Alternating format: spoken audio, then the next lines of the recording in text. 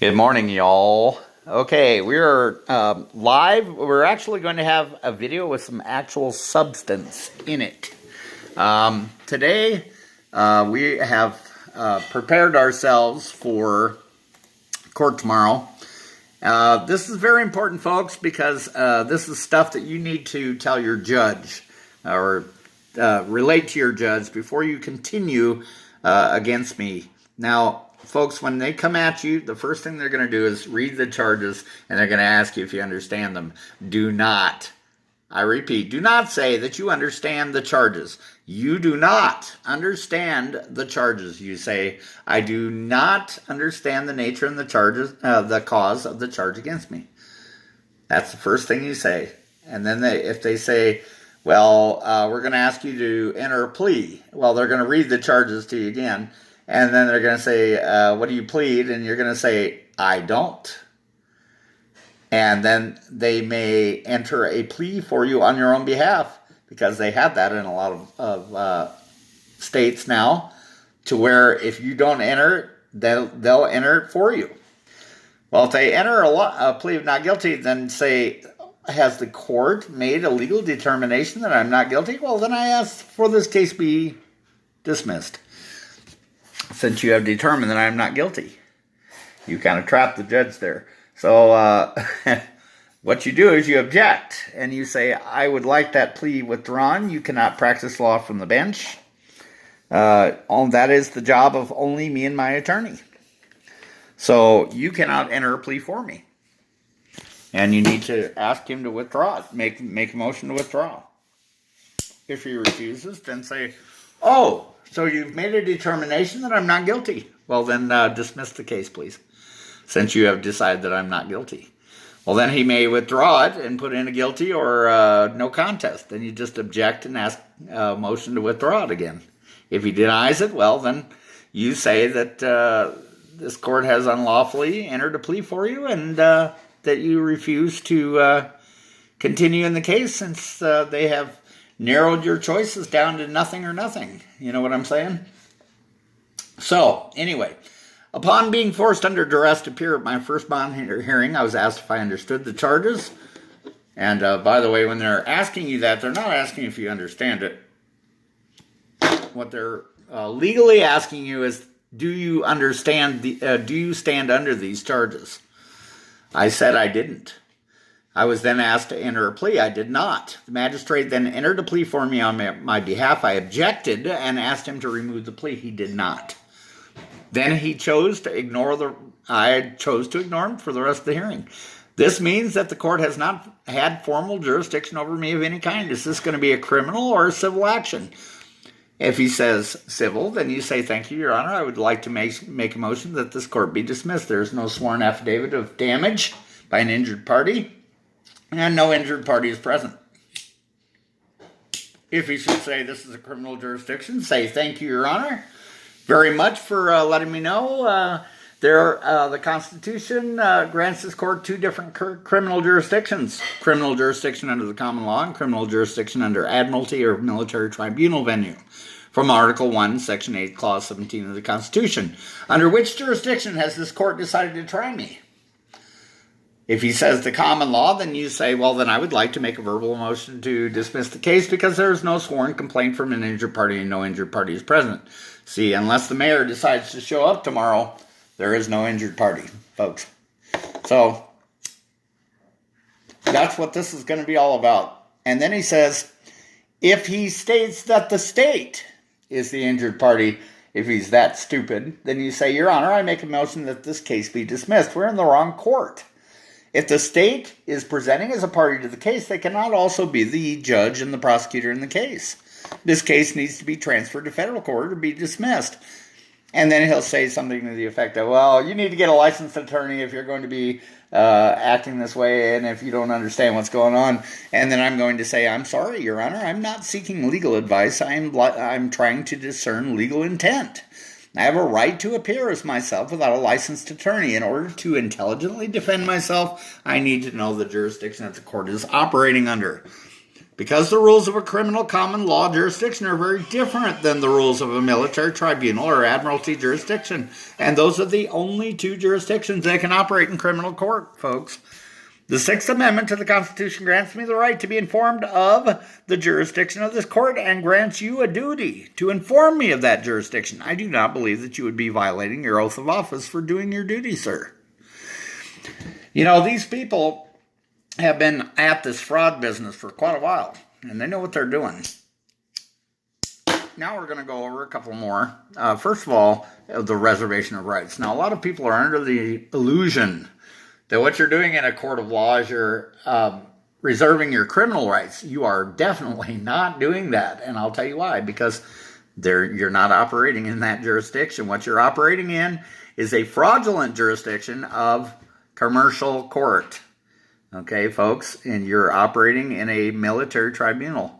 So what I'm going to tell you is that you are to reserve your rights, but not under the Constitution, because a court will actually stand there and go, well, I'm sorry, but the Constitution does not apply to you. Or they may say, if you say that word again, Constitution, we will throw you in jail. And I've heard both.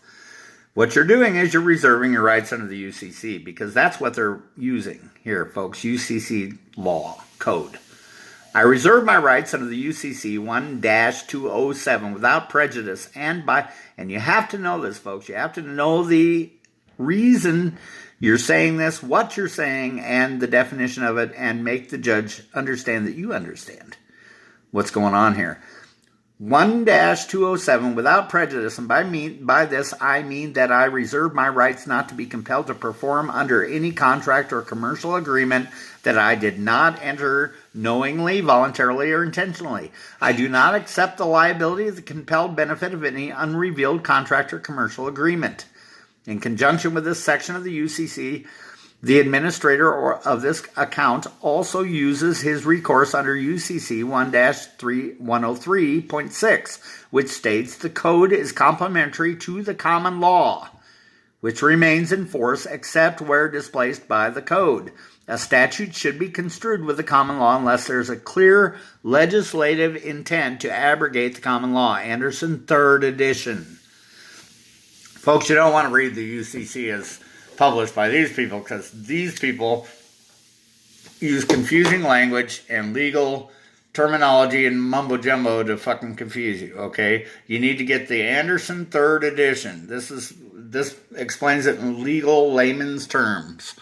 Thus stated, I demand that the court or the prosecution produce the injured party who has filed a verified complaint. Who was it that was injured by this crime? The code cannot be read to preclude a common law section. Anderson Uniform Commercial Code Lawyers, Cooperative Publishing Company. Should this court, or more importantly, the judge, seek to violate my rights under the Uniform Commercial Code, you as the administrator for this international commercial court can be sued by me under the common law. I have a remedy under the UCC to reserve my rights under the common law. I have exercised the remedy, and now you must construe the statute, the South Dakota Century Law Statute of 22-19A-1, in harmony with the common law. To be in harmony, you must come forth with the injured party. Come on, Mayor Tennick, sign that fucking complaint and get your ass in this court so I can counter-sue you. I hereby do demand this presentment and reserve the aforementioned rights. Now we're going to move on to the yellow flag, folks. The yellow fringe flag is not authorized on a Title IV flag. USA Code Chapter 1, Section 1 and 2. It is a mutilation, Section 3. So this court is using a flag that is not legal. It's not right. It's not acceptable. It's a mutilation, folks. We're going to save this. Hang on just one second. What is the date tomorrow? 9/30. 9/30. 19.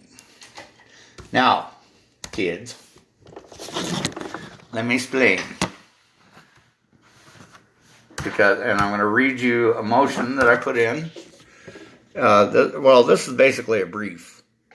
It's a brief that I entered because the judge asked me, I said to him, it's been proven that the yellow flag is not a legitimate flag. And that's the jurisdiction of this court. He says, well, what do you mean? What's your proof?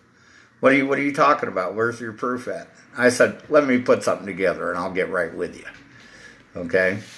So here it is, folks. Let's see. Where is it? The challenge jurisdiction. Yes, of course. Now,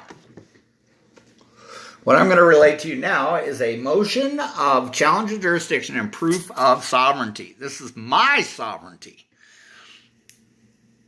I, Christopher William Bruce, the living man, do submit proof of this court's non-jurisdictional status and proof of this living man's sovereignty.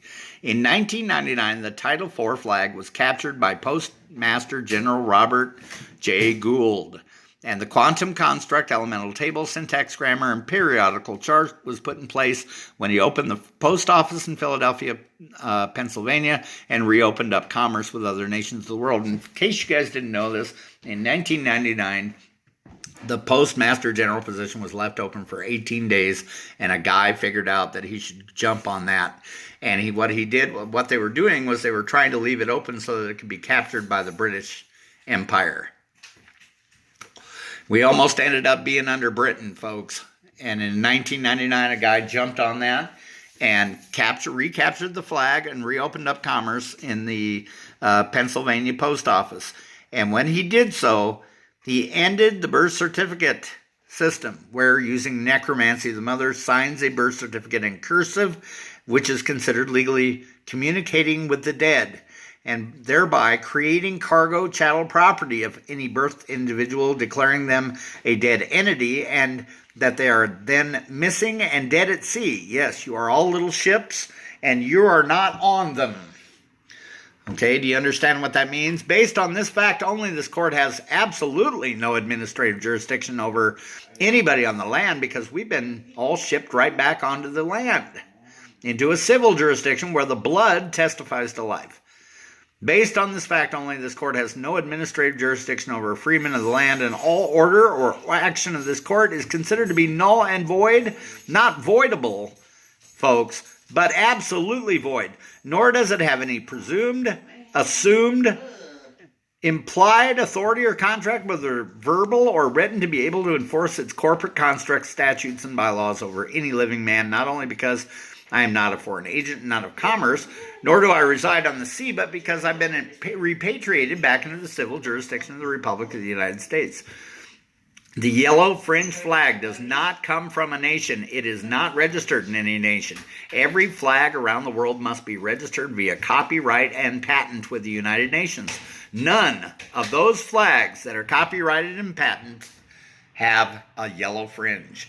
That fringe is added because everything until 1999 had been captured in an international admiralty and maritime law jurisdiction of the sea in a shipping war. That war is over, folks. The yellow fringe in military codes denotes capture of a flag in a shipping war. There is no more shipping war. The shipping war itself is based in the international admiralty maritime jurisdiction of the sea. The yellow fringe flag, therefore, has no nation because the sea is not a registered nation. It's nothing. Therefore, a yellow fringe flag is a flag of nothing. The sea is not a registered nation. When Gould captured the Title IV flag, as shown in the Army regulation, the yellow fringe then became a desecration of a flag. So he removed it, thereby destroying the shipping war in the admiralty and maritime jurisdiction of the sea, at least here in the United States. And by doing so, shipped everyone back onto the land as living, breathing individuals back into the civil jurisdiction. Furthermore, and these are good quotes, folks, any judge who does not comply with this oath to uphold and defend the Constitution of the United States wars against that Constitution and engages in violation of the supreme law of the land. If he does not fully comply with the Constitution, then his orders are void. He is without jurisdiction, and he is engaged in an act or acts of treason. I have made several challenges to the jurisdiction of this court according to the law. However, late this objection has been made or may be made in any cause in an inferior or appellate court of the United States. It must be considered and decided before any court can move one step further in the cause, as any movement is an exercise of jurisdiction. Jurisdiction is the power to hear and determine the subject matter, remember that word, in controversy between parties in a suit, to adjudicate or exercise any judicial power over them. The question is whether on the case before a court their action is judicial or extrajudicial, with or without the authority of law to render a judgment or decree upon the rights of the litigant parties.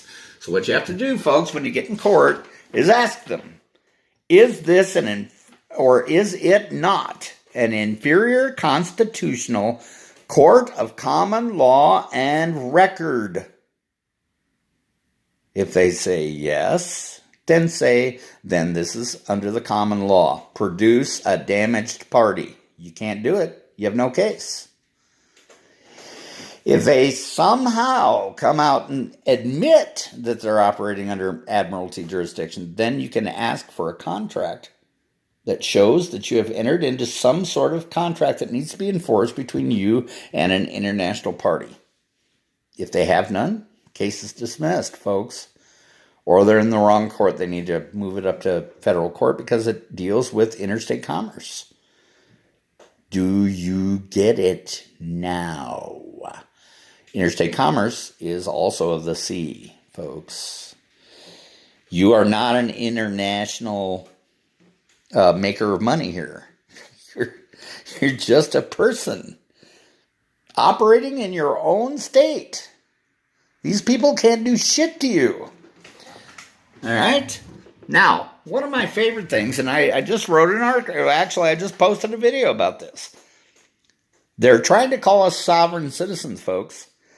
And these are the people that have seen through the bullshit and the fraud of the courts, and they are now telling them they don't have any jurisdiction over them, and the laws that they make do not apply. Well, they don't. This is not a matter of sovereignty. This is a matter of you have no authority. The UCC says that the United States resides within the 10-mile square block of Washington, D.C. After that, you've overstepped your bounds, pal. You have no more jurisdiction. Okay? And any inferior court underneath you is the same way. And here's what I do, and what I'm going to do tomorrow when they try and call me a sovereign citizen. You know what I'm going to say? I have a question for you. Do you enjoy sovereign immunity? And His Honor is going to say, well, yeah, of course I do. Where'd you get that sovereign immunity? Well, it was granted to me by the legislators. Oh, so you're a sovereign citizen then, is what you're saying. The law doesn't apply to you. The statutes and laws do not apply to you. You can't be sued. You cannot be arrested. You cannot be charged. Is that not correct? Well, I guess that makes you a sovereign citizen. Then what am I? Well, I'm also a sovereign, folks, because they don't apply to me either, but unless I consent to them, which I don't. Therefore, kiss it, baby. I'm going to go ahead and cut this off, but I am going to relate some case law down here, folks. The law provides that once the state and federal jurisdiction has been challenged, it must be proven before anything else can happen. A statute is not law.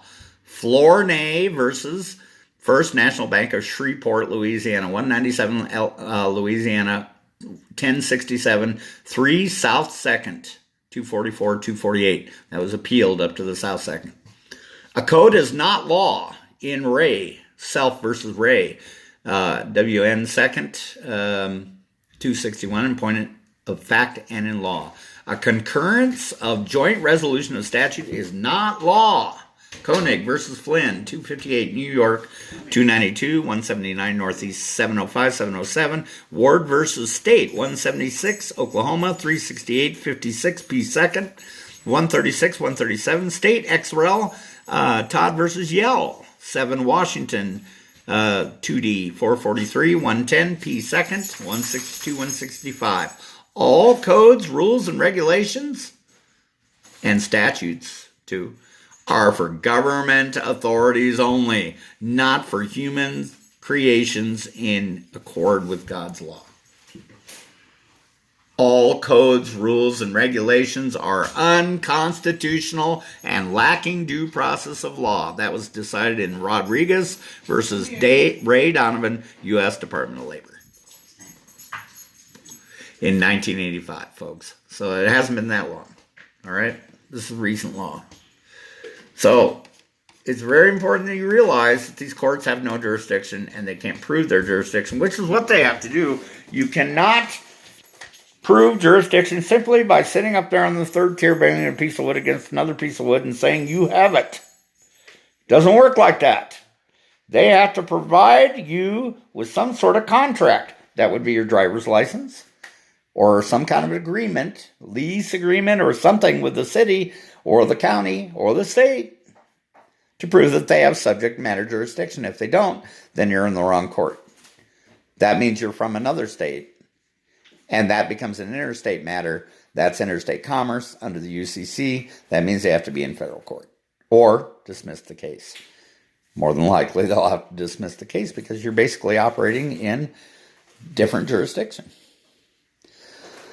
So, folks, understand that statutory jurisdiction does not exist. It's not listed in the Constitution. It has not provided a section of law and so on and so forth. You have to understand how this works. And you have to know what you're talking about. So please review the video. Listen to everything again and again and again and write it down and memorize it, take notes, whatever you have to do. But start asking these people what they're operating in because they can't say it. Because say it is to show their fraud. This is Chris Bruce signing out.